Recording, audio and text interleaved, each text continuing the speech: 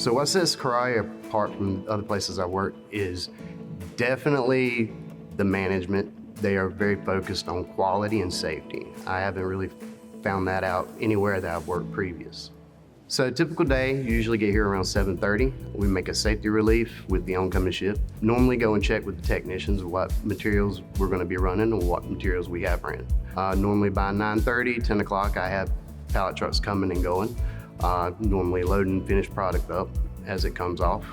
And towards the end of the day, we do another safety relief and a walk around, pros to making sure everything's lined up and made for the next shift. Best part about working here is I would have to say the coworkers, supervision, everything is good. They look out for you, they make sure you're fully trained, they show you the procedures, everything you need to learn. So the advice I would give anyone wanting to look for a job with Kuraray is do it. I mean, if you really want to learn and have the opportunity to excel and be trained and learn new things, it definitely would not hurt to look into it.